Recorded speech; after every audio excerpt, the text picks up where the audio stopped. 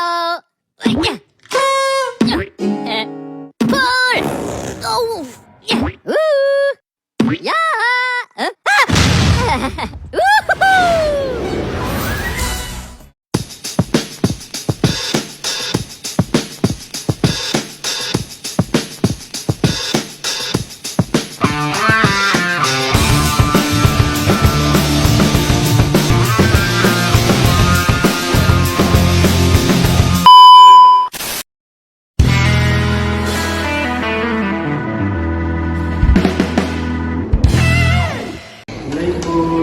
Waalaikumsalam.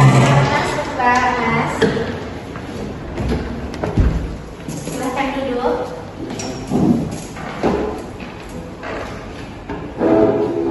Jadi ada yang bisa saya bantu? Jadi begini Bu, kami sedang berencana ini punya anak dan memastikan pola makan apa yang bagus untuk kehamilan. Baik, itu langkah yang sangat baik. Yang pertama-tama, bagaimana pola makan Mbak dan Masnya saat ini? Apakah ada kebiasaan tertentu seperti makan makanan yang cepat saji, atau kurang memakan buah dan sayur, atau kebiasaan lainnya seperti merokok ataupun minum alkohol mungkin? Saya sering makan makanan rumahan tapi kurang makan sayur, tapi suami saya sering bekerja di luar, jadi sering makan di luar. Baik, Mbak Mas, mari kita perbaiki kembali pola makannya ya. Yang penting itu buat Mbaknya memastikan konsumsi folat yang cukup, karena itu sangat diperlukan untuk mendukung pembentukan janin yang sehat.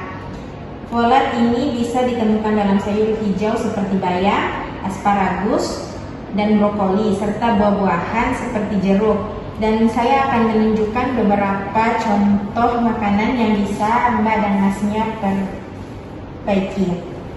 Untuk sarapannya itu Mbak dan Masnya bisa mengkonsumsi telur rebus di pagi hari dan wortel rebus, karena ini memiliki nilai protein yang tinggi. Untuk di cemilan pertama, di sebelum makan siang itu Mbak dan Masnya bisa mengkonsumsi ubi jalar dan kentang rebus, karena kedua ini itu banyak mengandung karbohidrat dan protein yang Mas dan Mbak butuhkan saat ini.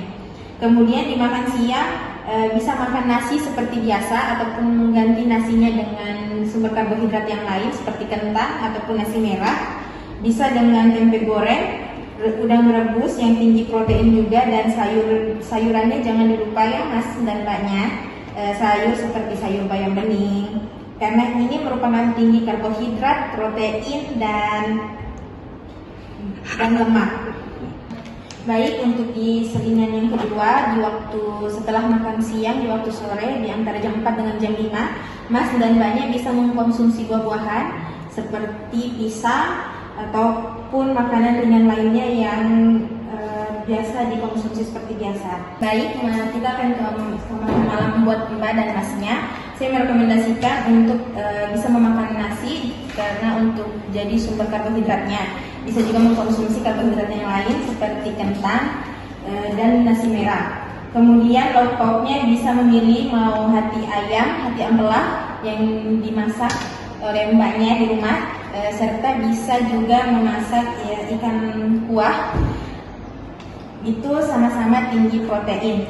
Kemudian sayurnya jangan lupa ya Mbak Mas, sayurnya itu bisa mengkonsumsi, kita lihat di sini, tumis buncis itu juga bisa dimakan di malam hari, karena ini juga merupakan makanan yang tinggi protein dan karbohidrat. Jadi apakah saya harus mengkonsumsi suplemen? Baik Mbak, asam folat itu sangat dianjurkan di fase perencanaan di awal kehamilan, tapi sebaiknya Mbak dan Masnya konsultasi kembali ke dokter kandungan yang dipercayai ya Mbak. Dan untuk Masnya, pastikan asupan seng, selenium, dan antioksidannya seperti vitamin C dan E-nya tercukupi. Seng banyak ditemukan pada makanan seperti daging tanpa lemak, kacang-kacangan, dan biji-bijian ya Mas. Iya Bu. Oh, berarti harus lebih sering makan makanan segar ya Bu? Betul sekali Mbak. Mbaknya lebih baik menghindari makanan olahan yang tinggi lemak, lemak trans atau gula dan garam. Juga untuk keduanya penting untuk mengurangi konsumsi alkohol dan rokoknya ya Mbak, terutama pada masnya ya, karena itu bisa mempengaruhi kesuburan juga. Bagaimana kalau dengan olahraga, Bu? Aktivitas fisik itu sangat penting ya Mbak, sangat baik juga untuk menjaga keseimbangan hormon dan kesehatan produksi. Lakukan olahraga ringan saja seperti jalan kaki, yoga ataupun berenang 3-4 hari dalam sepekan. Tapi jangan terlalu berat ya Mbak ya, takutnya mempengaruhi kesuburannya juga. Terima kasih Bu, ini sangat membantu kami jadi lebih paham apa yang harus dilakukan untuk rencana kehamilan ini. Sama-sama ya Mbak, jika ada pertanyaan lebih lanjut jangan ragu untuk kembali konsultasi dengan saya. Semoga rencananya berjalan dengan lancar ya Mbak. Ya, makasih. Nggak enak? Iya, kayak ada manis-manisnya. Le Mineral memang berbeda. Setiap tetesnya mengandung mineral esensial seimbang yang penting untuk tubuh dan juga membuat rasa airnya lebih segar. Le Mineral. Assalamualaikum. Waalaikumsalam. Silakan duduk Ibu. Halo Bu, selamat siang. Perkenalkan, nama saya Ainun. Saya adalah ahli gizi Ibu hari ini. Dengan Ibu siapa namanya? Saya di sini Vietnam. Bagaimana Ibu kabarnya hari ini? Baik. Hari ini cuacanya sangat bagus ya Bu, sangat cocok untuk berjalan-jalan dengan keluarga. Apakah ada keluhan yang Ibu rasakan akhir-akhir ini? Iya, akhir-akhir ini saya sering lelah, letih, lesu, pusing, detak jantung yang cepat. Sudah berapa lama Ibu? Sudah seminggu yang lalu. Apakah ada cek kesehatan sebelumnya Ibu? Ya, saya sudah cek kesehatan. Bisa saya periksa hasilnya?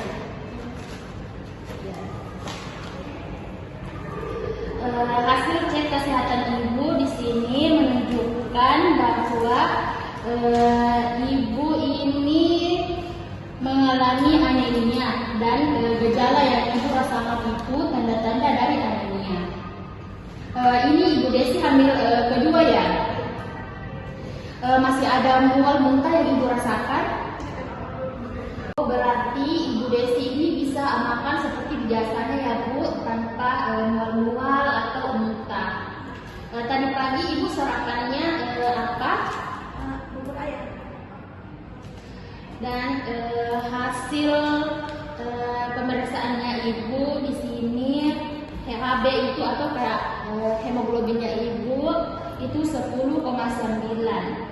Sedangkan standar Ibu hamil itu 11. Jadi kan Ibu HB-nya itu 10,9. Itu di bawah normal ya Bu. Artinya Ibu Desi termasuk ibu hamil yang anemia. Karena dicek lagi HB-nya ternyata masih rendah. Dan kita itu emang butuh banyak HB waktu kita hamil Bu. Karena kalau misal kita kekurangan HB darah kita itu akan termasuknya encer Bu. Jadi kita gampang pendarahan.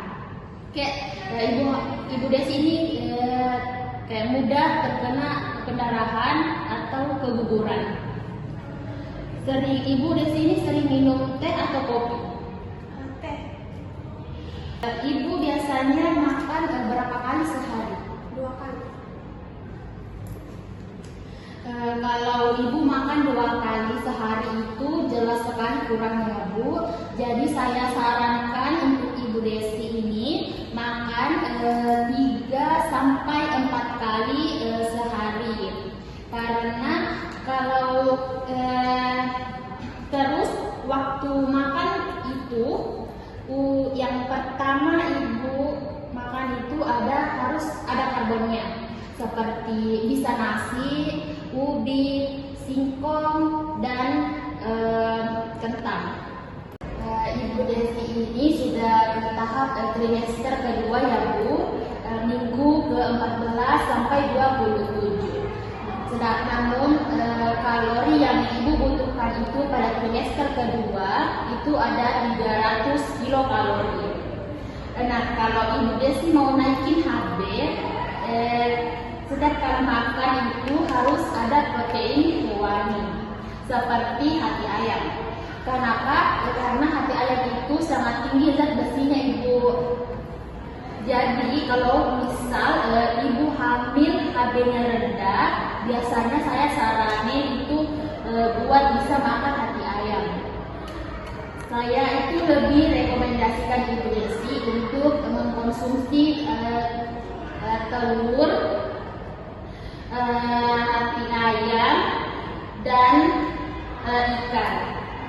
Yang sedangkan di sayuran itu yang tinggi zat besinya ada daun kelor, daun bayam, dan daun katuk. Sedangkan ibu kita merahnya ke buah. Di buah itu kita fokusnya ke vitamin C. Kenapa? Karena kalau kita mengkonsumsi vitamin C, dia akan membantu penyerapan di dalam tubuh kita. Ini catatan untuk ibu ya. Terima kasih. Apakah ada yang ibu tanyakan? Terima kasih, Mbak. Ya, sama-sama bu. Hati-hati bu pulangnya.